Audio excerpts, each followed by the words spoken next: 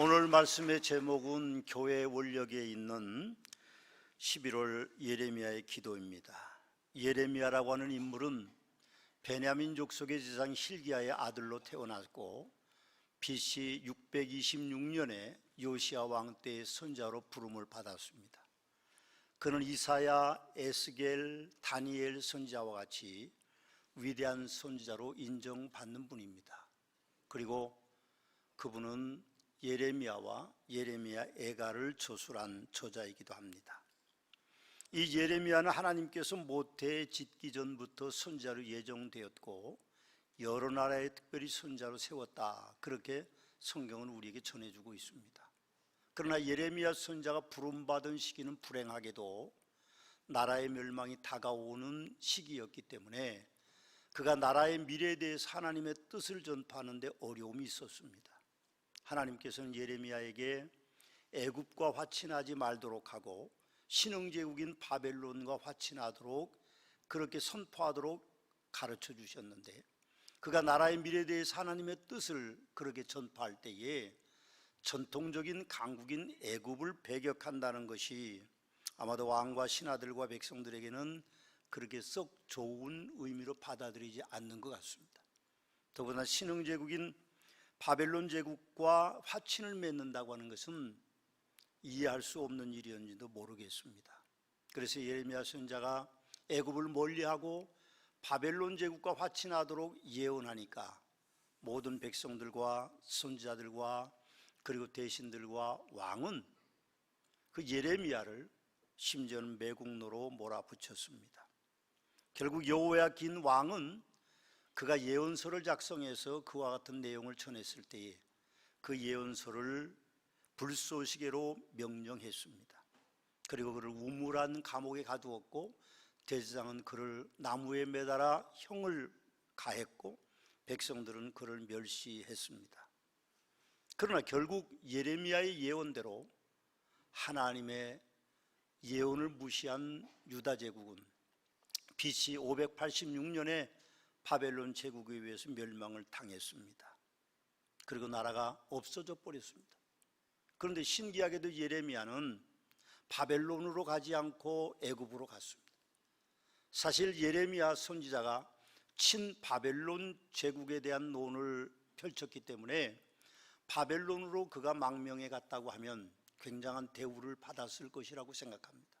바벨론 제국의 왕과 그 신하들이 그를 높이 이제 받들었을 것이다, 그런 생각이 드는데, 이상하게도 그는 바벨론으로 가지 않고 나라가 멸망한 이후에 친애굽 정책을 썼던 여러 대신들과 백성들과 함께 애굽으로 망명을 떠납니다.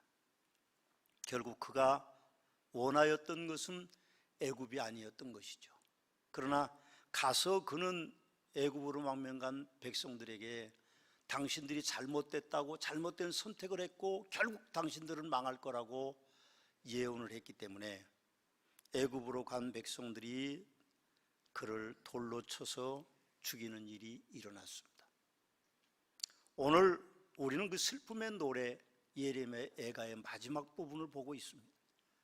19절부터 22절까지 네 절을 통하여서 저는 예레미야의 슬픔의 애가의 노래가 어떤 것인지에 대해서 말씀을 상고해 보므로 은혜를 얻기를 원하는데, 첫 번째 예레미야 슬픔의 기도는 19절 말씀에 보니까 그 슬픔 가운데도 하나님을 찬양하는 내용이 담겨져 있습니다. 19절을 보면 여호와여 주는 영원히 계시오며 주의 보좌는 대대에 이르나이다, 그렇게 노래하고 있습니다. 아니, 지금 나라가 망했는데 여호와가 영원히 계시고 그리고 주의 보좌는, 여호와의 보좌는 대대에 이른다고 그는 찬양하고 있습니다. 나라가 멸망했는데 자신의 목숨을 건 사역이 완전히 실패했는데 여호와여 주는 영원히 계시오며 주의 보좌는 대대에 이르나이로 찬양하는 것은 놀라운 일이 아닐 수 없습니다. 아마도 매우 어려운 일이 아니었을 수 없을 것입니다. 그렇지만 예레미야는 하나님의 계획이 온전하다는 것을 믿는 사람이기 때문에 지금은 나라가 망하고 자기들의 앞에 목숨이 왔다 갔다 하는 상황 속에서라도 그는 하나님 앞에 감사하는 찬양을 드리고 있는 것이 아닌가, 그런 생각을 갖습니다. 성도는 자신도 모르게 매사에 감사하다는 말이 입에 달려 있습니다. 우리가 방송을 가끔 보면 방송을 진행하는 분들 속에서 감사라는 단어가 자주 쓰면 우리는 그렇게 믿습니다. 저 사람도 예수 믿는 사람인가 보다, 그렇게 우리는 믿습니다. 사실은 잘 알 수 없지만 그리스도인들과 세상 사람들과 다른 것이 있다고 하면, 그리스도인들은 어떤 상황 속에서라도 감사라는 말을 사용한다는 것입니다. 오늘 예레미야도 마찬가지입니다. 나라가 망했지만, 자기가 원하는 예언이 하나도 이루어지지 않았지만 하나님 앞에 19절에 감사의 찬양을 드리고 있는 것입니다. 하박국 선지자도 비록 무화과나무가 무성하지 못하며 포도나무에 열매가 없으며 감람나무에 소출이 없으며 밭에 먹을 것이 없으며 우리의 양이 없으며 외양간에 소가 없을지라도 나는 여호와로 말미암아 즐거워하며 나의 구원의 하나님으로 말미암아 기뻐하리로다라고 그렇게 노래하고 있습니다. 우리가 많이 듣는 말씀 중에 어느 할머니가 손주와 함께 가다가 손주가 넘어져서 코가 깨져서 코에서 피가 나니까 손주를 일으키면서, 하나님, 우리 손주 넘어졌는데 눈 안 빠지고 코만 터진 것을 감사합니다, 그렇게 했다고 하는 이야기를 우리가 수없이 많이 들었습니다. 아멘입니다. 옳습니다. 성도인 우리는 그리 아니하실지라도 감사할 수 있는 사람들입니다.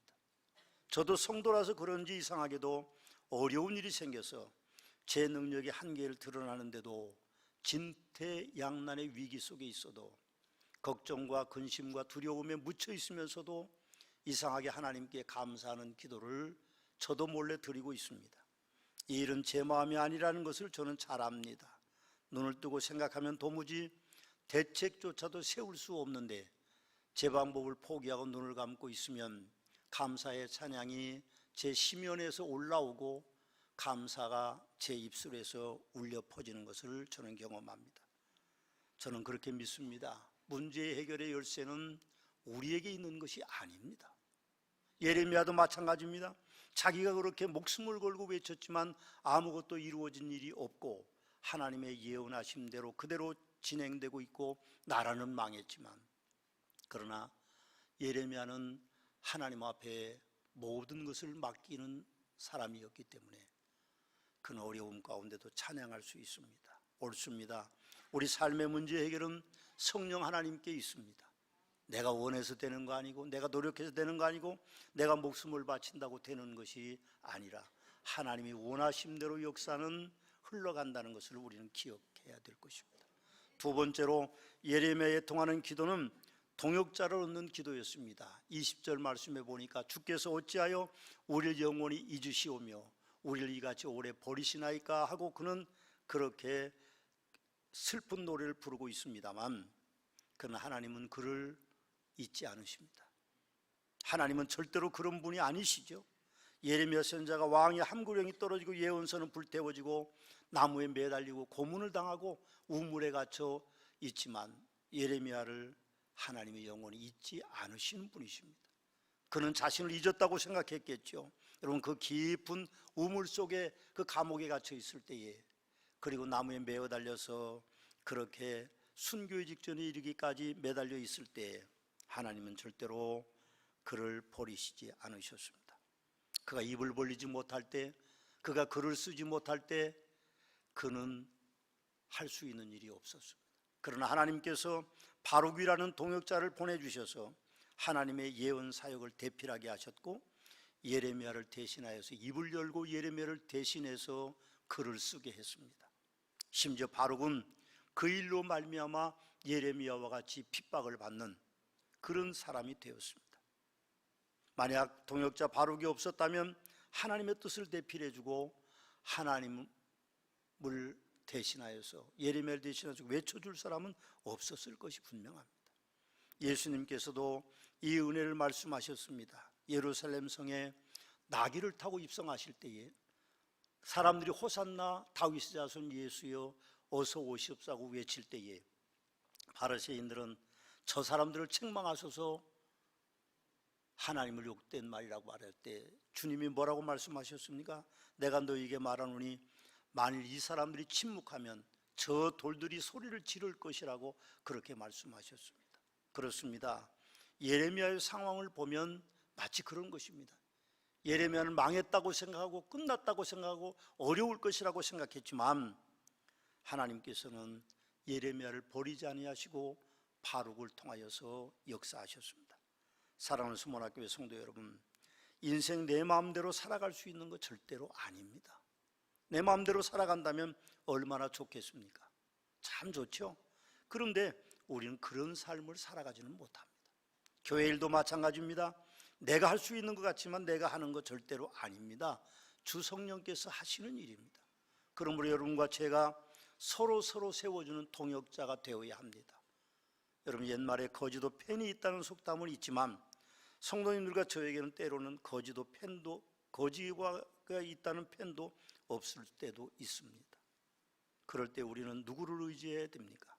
주님을 온전히 의지할 수밖에 없는 것입니다. 사람들과 사이에 마음이 상한 다음에는 그 상처가 치유되는 것이 매우 어려운 것입니다. 그렇지만 저는 어떤 상황 속에서도 성도님들의 펜이 되겠습니다. 성도님들께서도 어떤 상황 속에서도 제 펜이 되어 주신다고 하면 서문화교는 분명히 굳게 세워질 것이라고 믿습니다.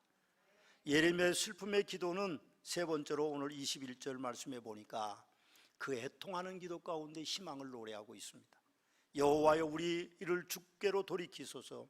그리하시면 우리가 주께로 돌아가겠사오니 우리의 날들을 다시 새롭게 하사 옛적 같게 하옵소서 하고 그렇게 말합니다.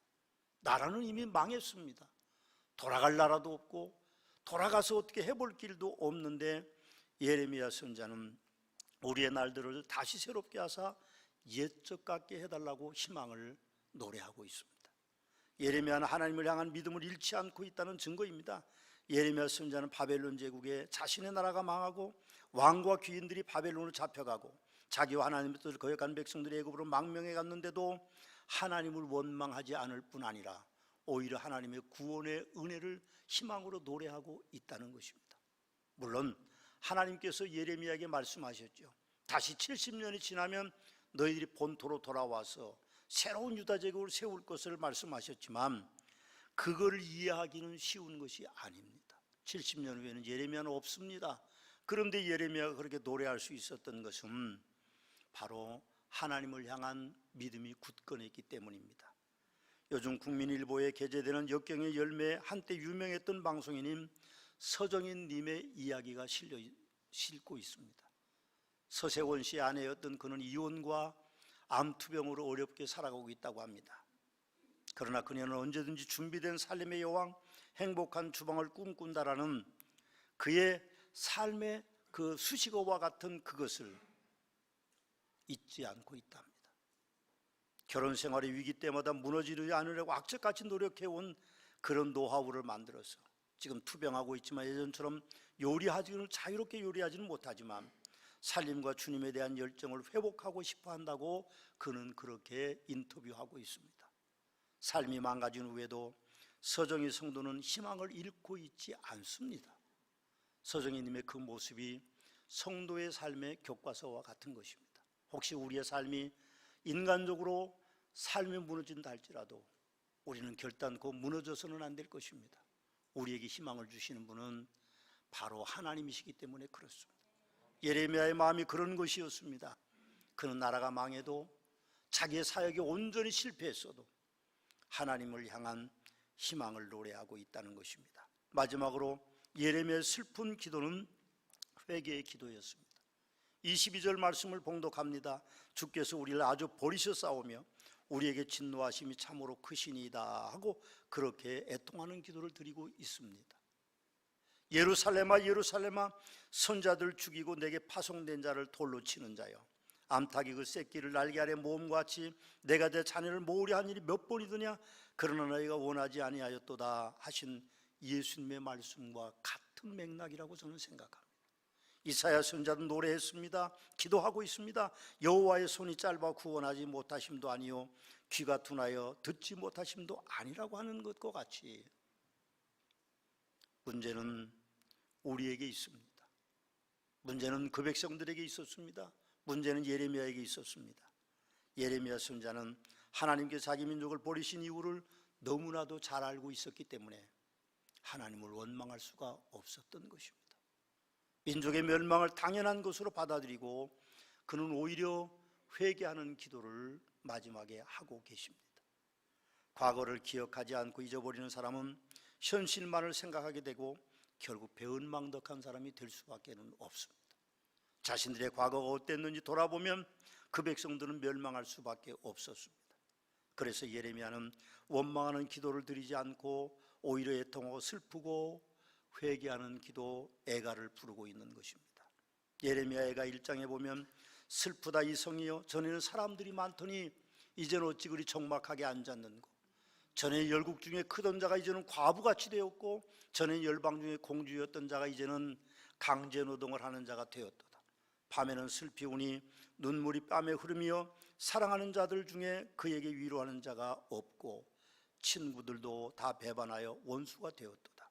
유다는 환난과 많은 고난 가운데 사로잡혀 갔도다. 그가 열국 가운데 거주하면서 쉴 곳을 얻지 못하며 그를 핍박하는 모든 자들이 궁지에서 그를 뒤따라 잡았도다. 시온의 도로들이 슬퍼하며 절기를 지켜 나가는 사람들이 웃음이로다. 모든 성문들이 적막하며 제사장들이 탄식하며 처녀들이 근심하며 시온도 곤고를 받았도다라고 이미 노래하고 있습니다.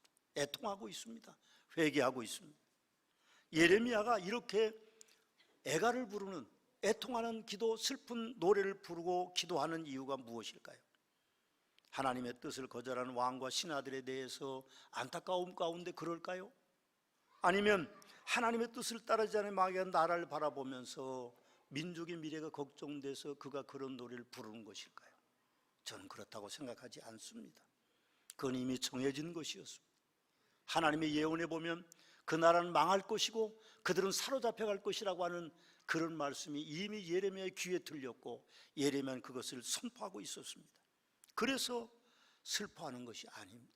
저는 예레미야 선지자가 슬퍼하는 이유를 알고 있습니다. 하나님의 뜻을 전하지만 백성들이 거절하는 것을 대하면서 예언자인 자신의 무능력함 때문에 슬퍼하고 있는 것입니다. 자기가 능력이 있었다면 아마도 그 백성들을 설득할 수 있었을 것이고, 자기가 능력이 있었다면 여호야긴 왕을 설득할 수 있어서 나라가 망하지 않았을 것인데 그렇지 못한 자신의 무능함 때문에 오늘 슬픔의 노래를 부르고 있는 것입니다. 저는 44년 동안 설교자로 살았습니다. 항상 언제든지 저의 무능함이 제 마음에 항상 와 닿았습니다. 심호하는 교회는 잘 이끌어왔는지, 성도님들은 바르게 양육했는지, 제가 총회장을 지냈기 때문에 교단은 잘 이끌어왔는지, 지금은 어떤 영향을 미칠 수 있는지, 더 나아가서 국민의 한 사람으로서 대한민국의 이 어려운 시기에 제가 할 수 있는 것이 아무도 없는 것 같아서 저는 슬퍼하고 있습니다. 요즘 우리나라 상황이 예레미야가 살던 시대와 매우 흡사합니다. 대내외적으로 경기 침체가 우리나라를 뒤덮고 있고 이태원 사고와 북한의 침략이 계속되고 있는 이 어려운 시기입니다. 사실은 우리가 하나로 뭉쳐도 이걸 극복하기가 어렵습니다. 그런데 나라의 지도자인 위정자들이 당리 장략에만 집착하고 있습니다. 누구 하나 책임지려는 사람은 없고, 그리고 비판하는 세력들만 점점 커지고 있습니다. 그들은 나라의 미래를 생각하지도 않는 것 같습니다. 우리나라를 바로 세울 능력이 지도자들에게도 없고 백성들에게도 없고 우리 한국교회에도 그런 힘이 없어서 안타깝습니다. 안타깝지만 우리가 할 수 있는 것 단 하나밖에 없습니다. 예레미야처럼 울면서 기도하는 것밖에 없습니다. 우리는 기도해야 됩니다.